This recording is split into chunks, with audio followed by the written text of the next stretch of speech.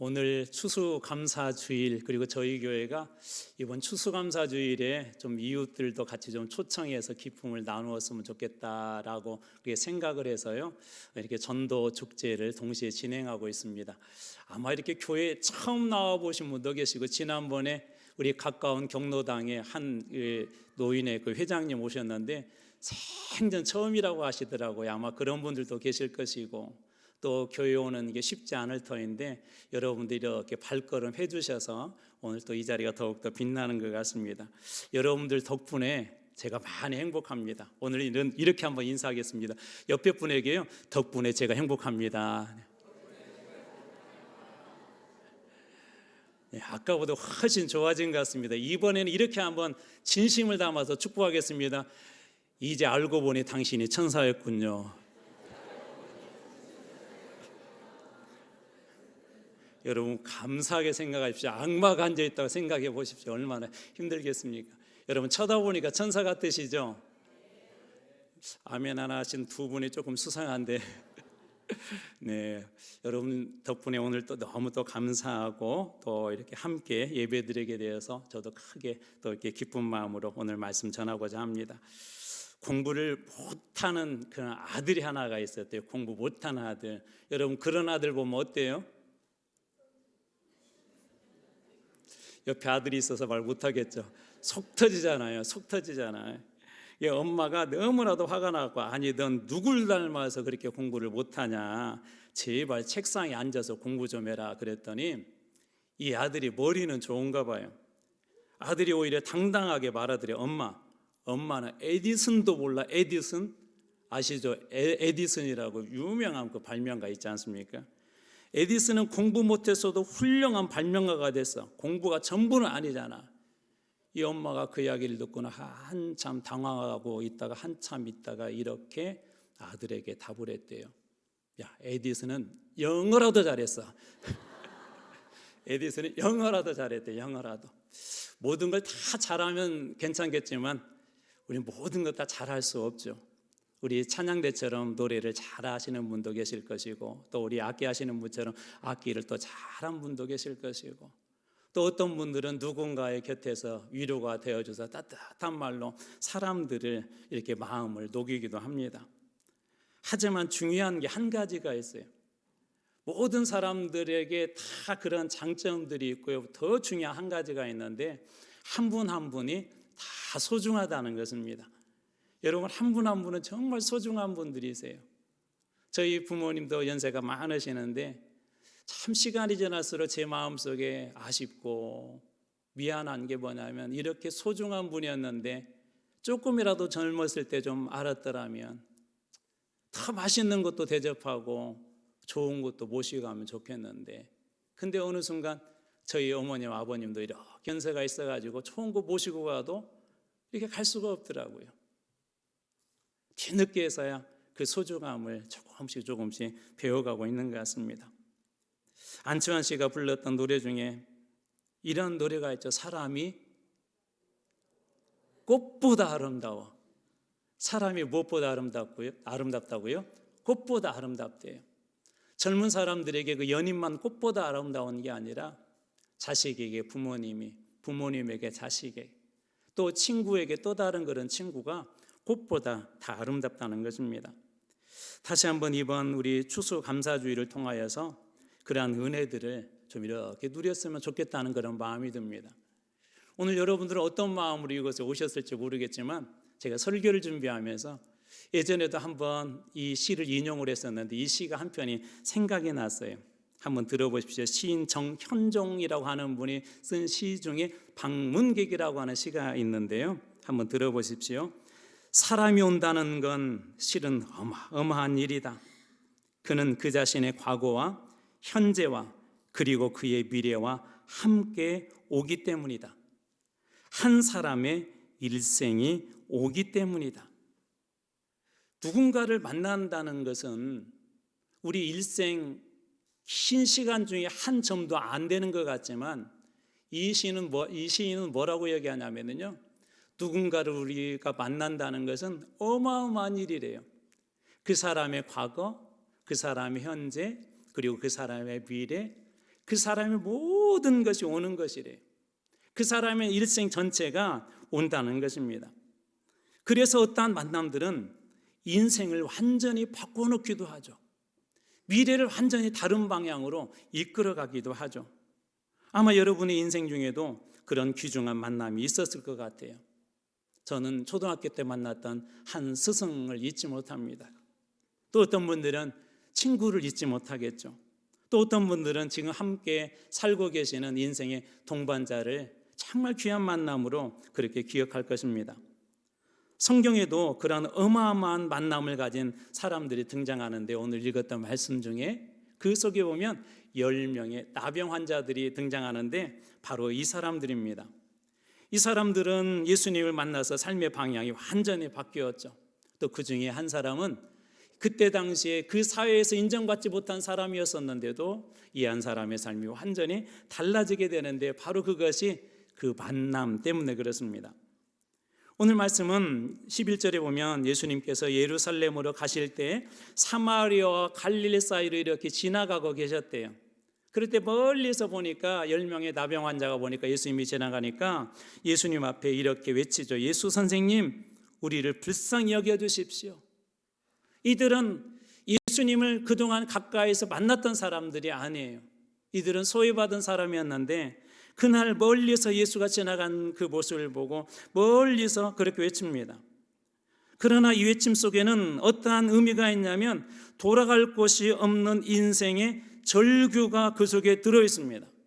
왜 그러냐면 당시 문화에서는 이 나병에 걸린 사람들은 가족들과 떨어져 살아야 됐고, 사회와 격리되어져서 살아야 했고, 또 심지어 사람들을 만나도 그 사람들을 피해 다녀야 했습니다.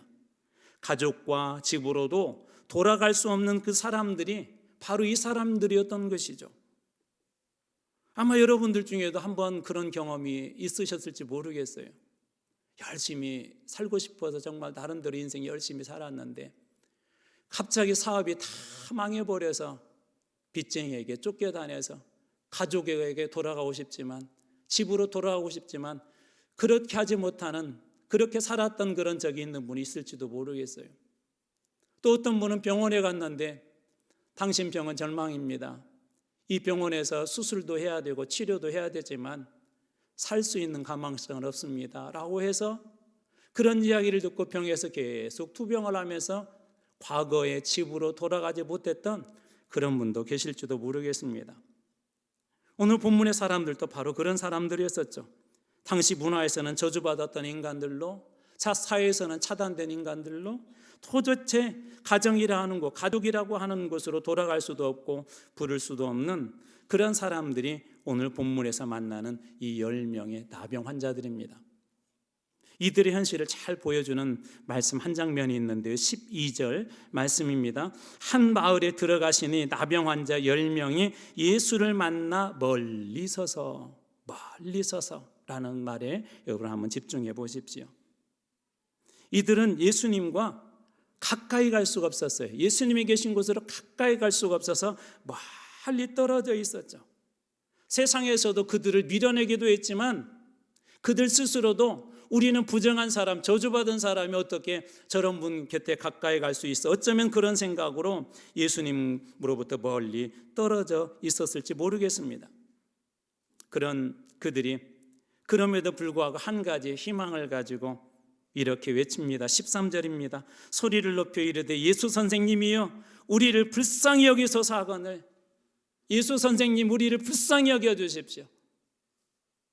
저주받고 힘들고 어려웠던 그 여정 중에 있었던 사람들이 예수님 앞에 큰 소리로 예수 선생님, 우리를 불쌍히 여겨 주십시오라고 그렇게 외칩니다. 당시 문화에서는 사실 이해되지 않는 장면들이죠.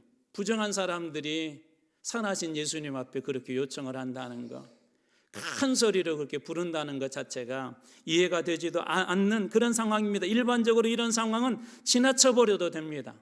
그런데 예수님께서 그들의 소리를 들으셨습니다. 그들은 예수님을 아마 처음 봤을 거예요. 그들은 자신의 형편을 알기 때문에 나 같은 사람이 예수님의 이름을 불러도 될까라고 하는 그런 생각을 했을지도 모르겠어요. 오래전에 한 병원을 이렇게 신방 가게 되었는데 교회 집사님이 크게 다쳤어요. 집사님이 수술을 앞두고 이제 신방을 갔는데 그 집 아들이 하나가 있었는데 이 아들이 교회를 초등학교 때 다니다가 안 다녀버렸어요.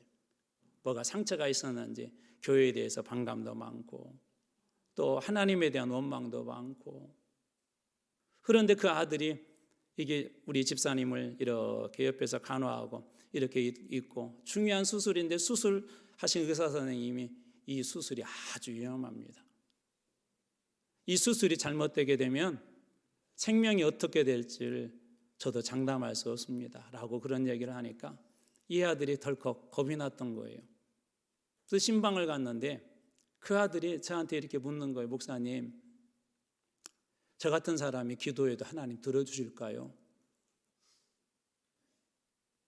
저 그동안 교회 싫다고 하고 안 좋은 얘기하고 다니고 교회와 담을 닦고 살았는데 목사님, 저 같은 사람이 기도하면 하나님 들어주실까요? 제가 그곳에서 그렇게 얘기했어요. 하나님 들어주세요. 아무리 하나님과 멀리 떨어져 있었고 하나님에 대해서 설령 그동안에 대적하며 살았다 할지라도 지금 이 마음이 진심이라면, 하나님 말이 우리 엄마 도와줄 수 있습니다, 하나님 도와주세요라는 그 마음이 진심이라면, 하나님께서 붙잡아 줄 것을 믿는 그 마음이 진심이라면 하나님께서 들어주실 거라고 그 아들에게 그렇게 이야기를 해 주었습니다. 왜냐하면 우리 성경에도 그런 장면이 하나 있거든요. 솔로몬이라고 하는 사람이 성전을 멋지게 짓고 나서 하나님 앞에 기도할 때 이런 기도를 했어요.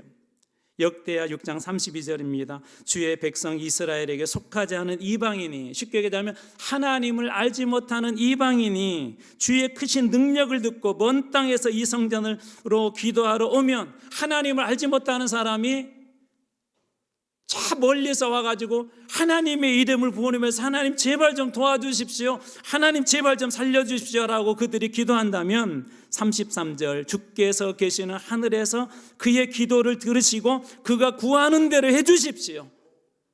그가 구하는 대로 해주십시오.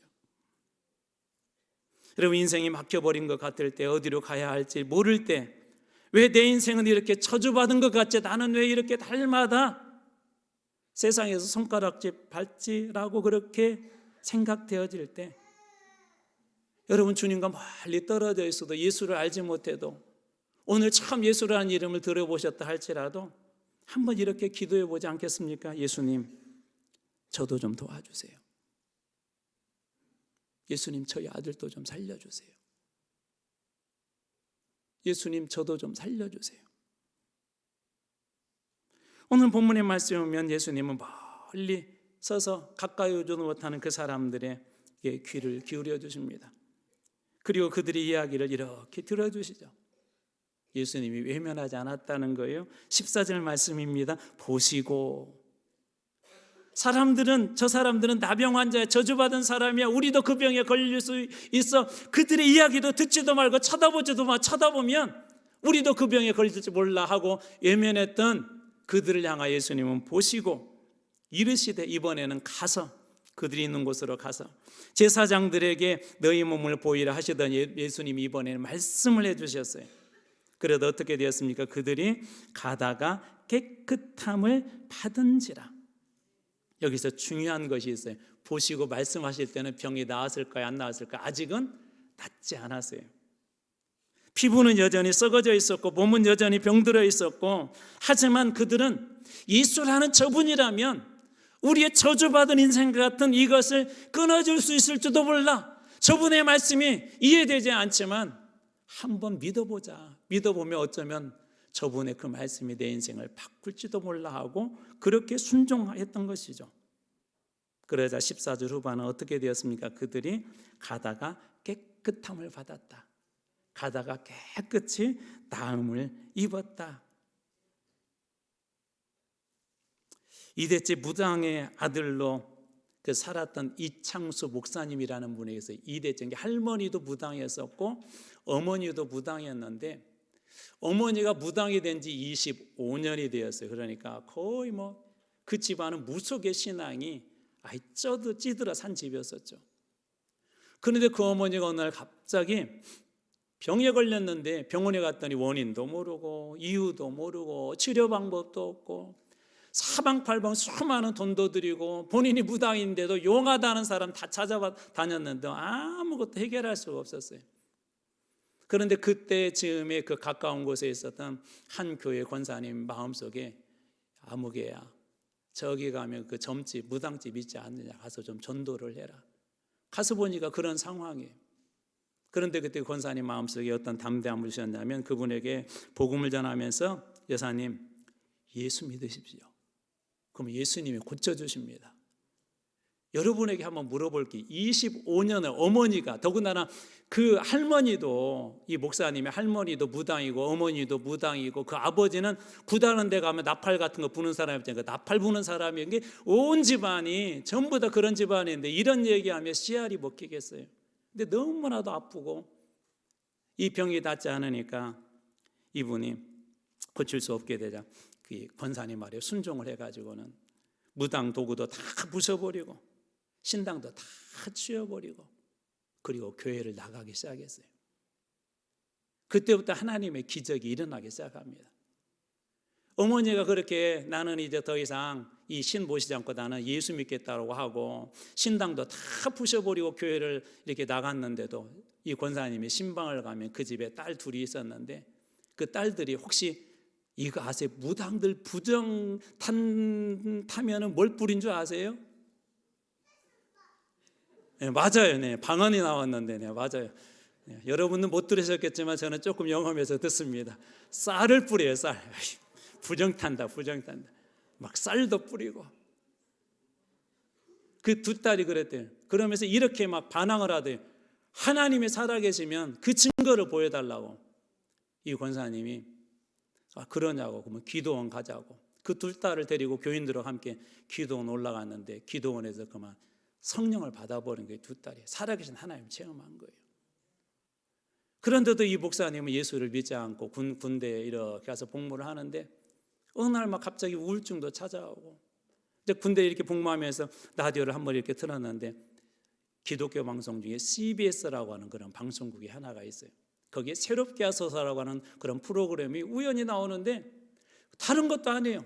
딱 이 말이 들리대요. 하나님께서 당신을 사랑하십니다. 그 한마디가 들리더래요. 유명한 목사님의 설교도 아니고 하나님께서 당신을 사랑하십니다라는 그 한마디를 딱 듣는 순간에 자기 안에 우울증도 다 떠나버리게 되고 힘들었던 그 마음들에서 이렇게 자유를 얻게 되고 그때부터 예수를 믿고 얼마나 이분이 달라졌던지 주변 사람들이 보고 깜짝 놀란 거예요. 예수라는 분이 저분 보니까 살아있는 것 같다. 그래서 군대에서 20명, 30명, 40명 군대라는 사회에서 전도한다는 게 쉽지 않거든요. 전도를 위해서 나중에는 이분이 목사님이 되었다는 거예요.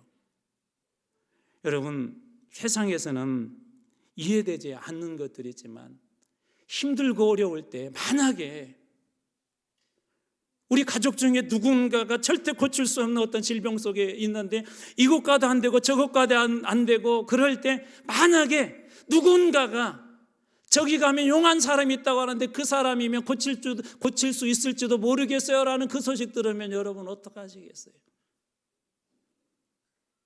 아무도 못 고친다면 저는 지구 반대편이라도 달려갈 것 같아요. 제발 우리 아이들 살려주세요. 제발 우리 어머니 살려주세요라고 달려갈 것 같아요. 여러분, 하나님은 어떤 분이십니까? 만약 하나님이 살아계시고 하나님께서 정말 이분들 가정에처럼 역사하신 하나님이라면 한 번 정도 내 인생이 힘들고 어려울 때 하나님 이름 한 번 불러봐도 되지 않을까요?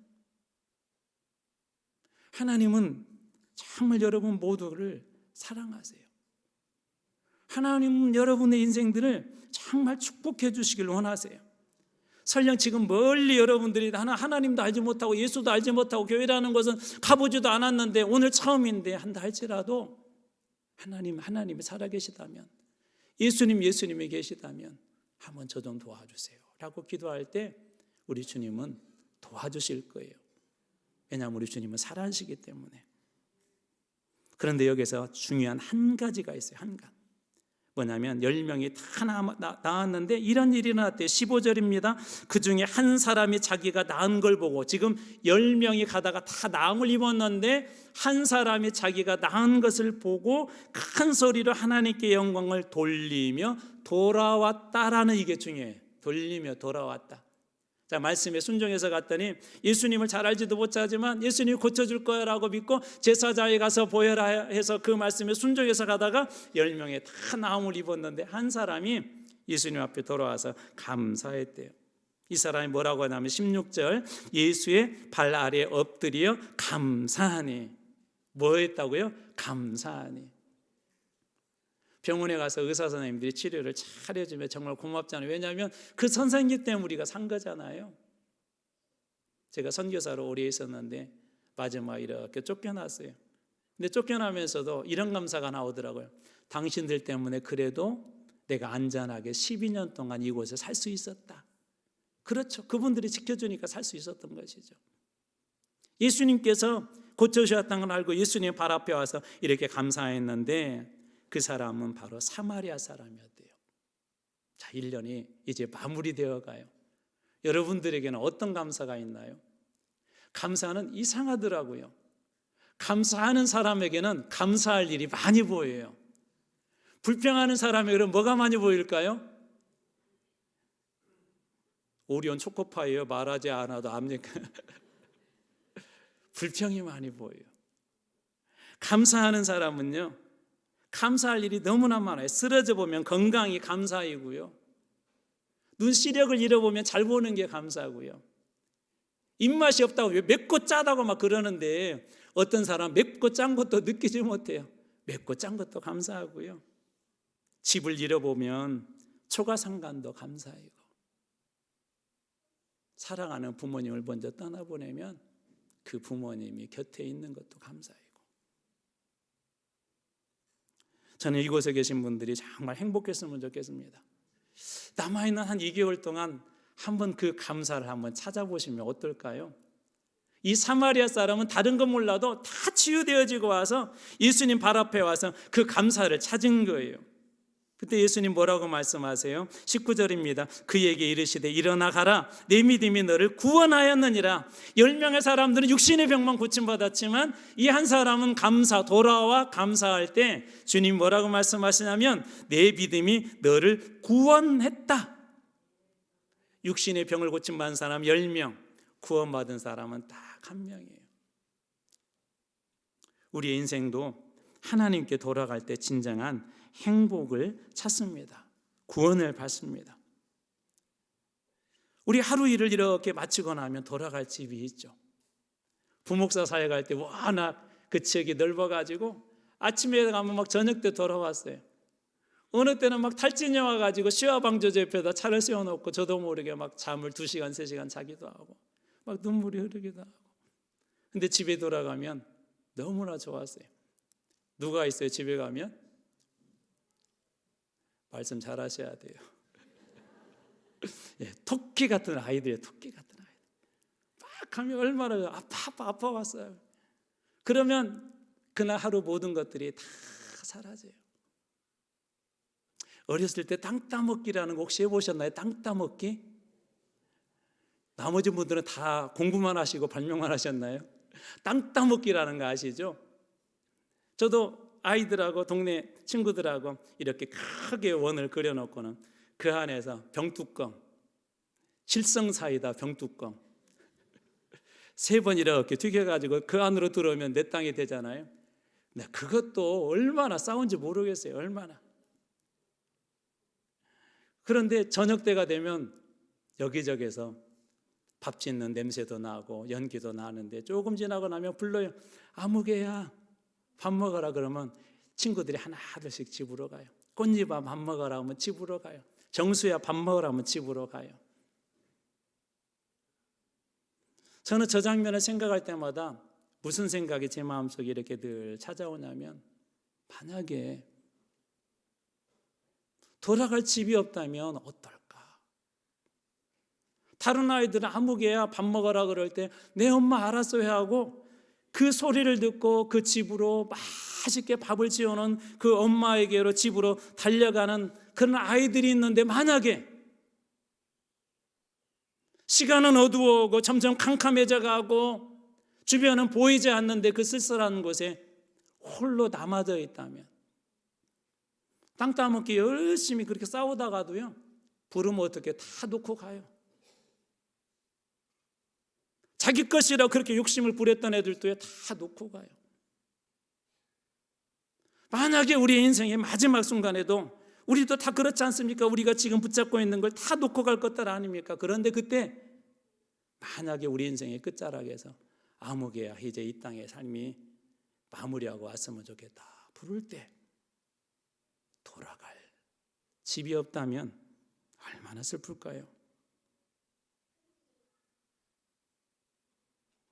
사랑하는 성도 여러분, 그리고 오늘 이곳에 함께 하신 또 우리 주변의 우리 이웃분들, 저는 여러분들의 인생의 모든 그런 끝자락에도 마지막 순간에 지금 힘들고 어렵지만, 코로나 이후에 많이 힘들다고 하잖아요. 어렵고 힘들지만 하루를 끝나고 돌아갈 수 있는 행복한 집이 여러분들에게 있었으면 좋겠어요.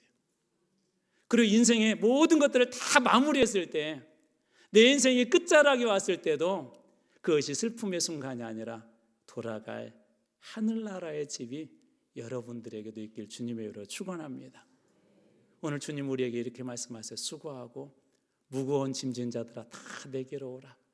내가 너희를 쉬게 하리라. 특별히 이번 감사절에, 그리고 우리 전도축제에 오신 여러분 모두 정말 그런 쉼과 은혜를 다 누리길 주님의 이름으로 축원합니다. 여러분의 가정이 이번 추수감사절 이 시간 이후로 지금까지도 하나님 복 주시고 행복하게 하셨지만 더 큰 복 주시고 더 큰 행복 있길 주님의 이름으로 축원합니다. 우리 어르신들 여러분들 오셨는데, 여러분 건강에도 늘 강건하셔서 하나님께서 부르실 때까지 두 발로 걸어 다니시고 맛있는 것도 드실 수 있는 그런 건강 주시길 주님의 이름으로 축원합니다. 우리 성도들 축복합니다. 여러분 남아있는 2개월 동안 다 큰 감사가 있어서 여러분의 삶에서 감사를 흘려보내는 감사의 저주시가 다 되길 주님의 이름으로 축원합니다. 기도하겠습니다.